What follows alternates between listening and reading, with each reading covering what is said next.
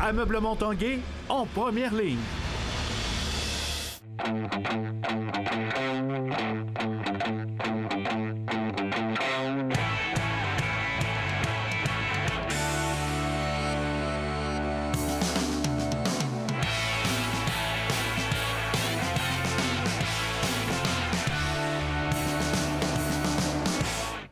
À tous, un bon début de week-end, bon lundi, bienvenue à l'Esprit sportif. Dans l'émission aujourd'hui, un portrait de la jeune cycliste de Québec, Simone Boilard. Mais d'abord, parlons des Remparts qui ont connu tout un week-end en accumulant 5 points sur une possibilité de 6, dont 2 victoires dans une série aller-retour face à l'Océanique de Rimouski.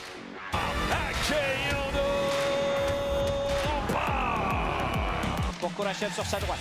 S'avance lentement, fin de tir. Averette devant le filet. Frattaroli et le but!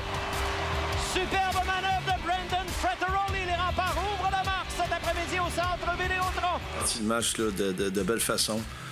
On a dominé je dirais les 15 premières minutes. À un moment donné, je pense que j'ai regardé les tirs au but, c'était 13-1. J'étais vraiment content de la façon dont on a sorti. Je m'attendais là, à une bonne opposition de la part de l'Océanique. Quand j'avais écouté les commentaires de l'entraîneur après le match, je sentais qu'il n'était pas nécessairement heureux de la performance de l'équipe. Et souvent, on a toujours peur de voir comment l'adversaire, mais c'est nous qui avons vraiment bien sorti. Les 2 premières périodes ont été extraordinaires. On a vraiment bien travaillé, mais notre échec avait été solide. Je te dirais que son gardien de but était très bon. C'était la seule raison, je pense, pour laquelle le match était à 3-0 là, après 2 périodes, parce qu'on a eu vraiment des très, très, très bonnes chances de marquer. Dubé adonne.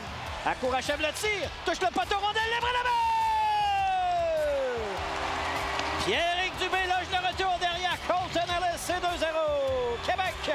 C'est pas les plus beaux buts, mais j'ai été là au bon moment. Puis si je voulais prendre là, ça arrive pas souvent. Puis je suis très content de ça. Mais mes partenaires m'ont bien aidé aussi. On a fait une bonne soirée. C'est sûr que ça nous donne vraiment de l'espoir.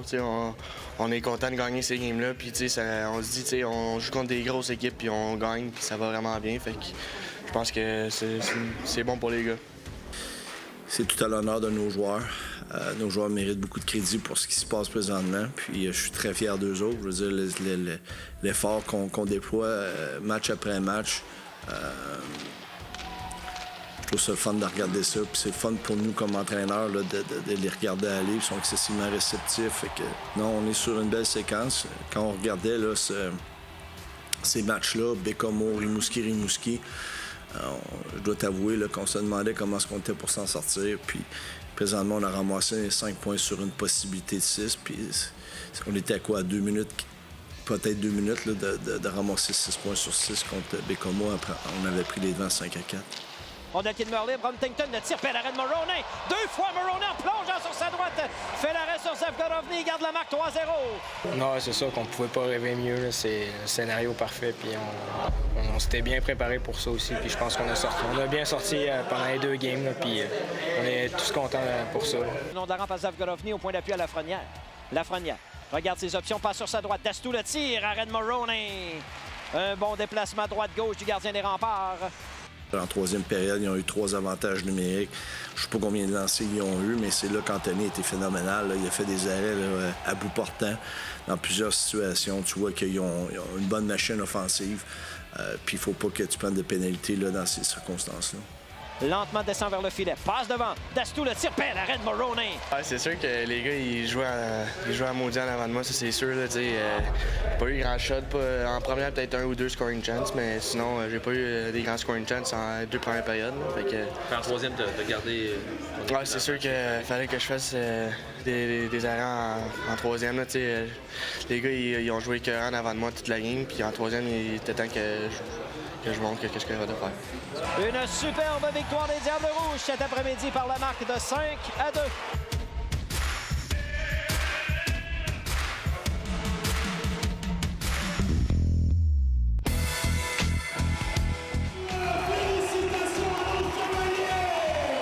C'est vendredi devant leurs partisans réunis à l'Arena de Charny que les Chevaliers de Lévis ont remporté un 17e match consécutif en ce début de saison, établissant ainsi un record de la Ligue de hockey Midget 3 du Québec. Une victoire de 6-3 face à Trois-Rivières qui leur a permis d'inscrire cette nouvelle marque établie en 2000 par les riverains du collège Charlemagne.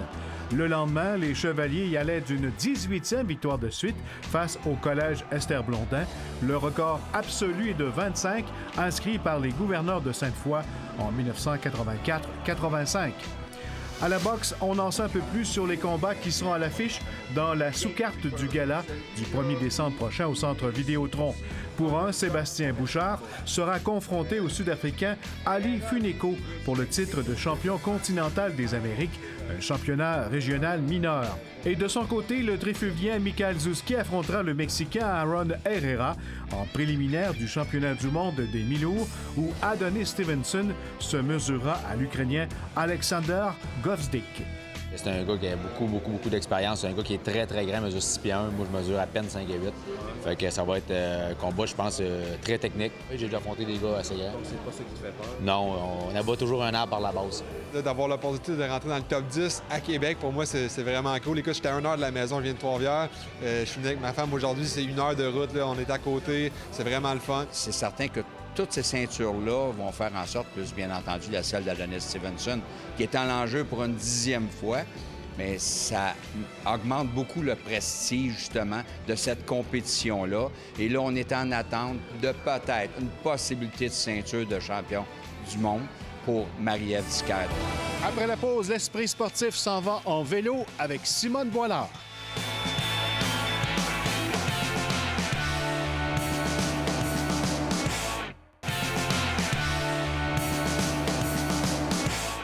Parlons maintenant cyclisme. La jeune Simone Boilard a complété en beauté son stage junior. Elle a remporté il y a quelques semaines la médaille de bronze lors des championnats du monde.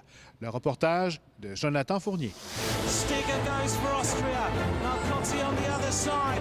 Stiger of Austria is going to go for the line. It's going to be a gold medal for Austria. Laura Stiger wins in her home city for Austria. Bien, du plus loin que je me souvienne, moi, j'ai toujours fait du vélo. J'ai commencé à 3 ans, puis c'est sûr que c'était toujours un contexte familial, d'abord avec mon père, ma mère aussi en fait, puis j'ai suivi les traces de ma grande sœur pour rentrer dans mon premier club. Donc oui, c'est une histoire de famille.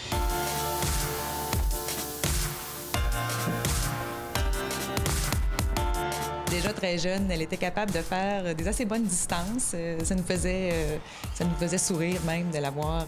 C'était sympathique. Là, d'avoir partir avec son père. 10 à 15 km, puis tu te retournais là, toujours en regardant la route, mais tu regardais la facilité qu'a tourné les jambes.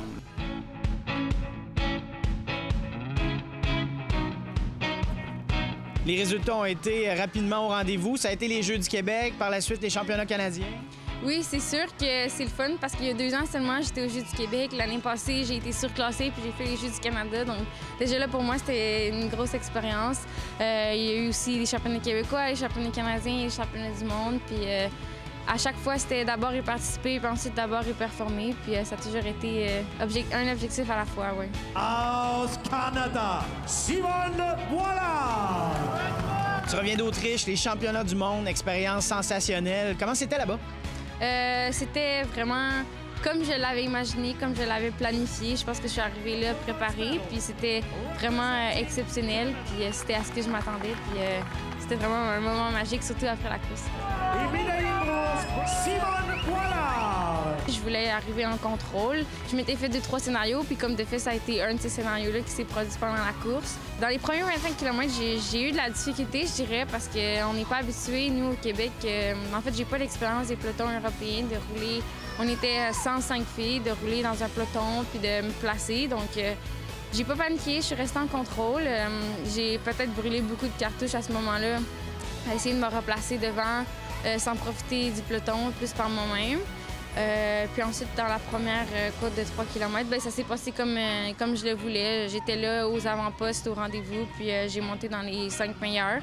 Donc, ça me mettait en confiance pour la plus grosse côte de 8 km. Puis, comme de fait, on a fini à 3 en haut de la côte. Puis, on est descendu jusqu'au final. On s'est fait rejoindre par une fille. Puis, en 5 km, il faut prendre des décisions. Est-ce que j'attaque? Est-ce que je me repose? Est-ce que je fais ci? Il y avait aussi 2 Italiennes derrière qui essayaient de nous rejoindre. C'était un moment assez stressant de la course, mais finalement, stratégiquement, j'ai réussi à être assez bonne pour 3e. C'est sûr que peut-être que j'aurais pu J'aurais pu mieux faire ça puis gagner, mais je suis assez satisfaite, oui.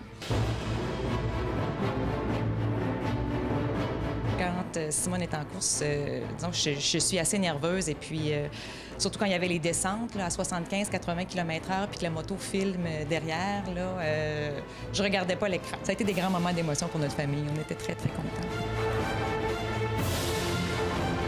Bien, c'est sûr que c'était une année de travail qui vient de se terminer aussi. C'est un mélange de sentiments. Sur le coup, tu te dis « Ah, mon Dieu, je suis à 0 seconde d'avoir gagné. Est-ce que j'aurais pu? » Là, ça te passe par l'esprit, mais après ça, ta famille te tombe dans les bras, puis c'est comme un gros soulagement, puis c'était un moment vraiment magique. De voir toutes les autres filles arriver, comme les Néerlandaises, les Italiennes, les gros pays là, qu'on attend sur le podium, les Russes. Puis là, t'es là, tu vois, ben, c'est ta fille qui est sur le podium, c'est l'Autrichienne de la place qui est sur le podium. Ça, c'était encore plus magique.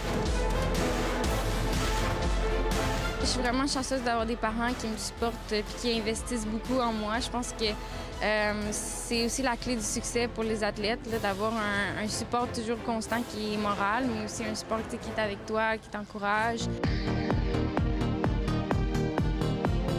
Tu as 18 ans, ta carrière junior s'achève. La prochaine étape pour toi, qu'est-ce qui s'en vient? Bien, c'est sûr que quand on passe de junior, pour les filles, on n'a pas de catégorie 23, donc c'est pas du tout progressif comme transition. On tombe tout de suite élite, les distances doubles, le calibre c'est quelque chose d'autre. Les filles sont beaucoup plus matures, puis il faut un peu s'adapter à ça rapidement.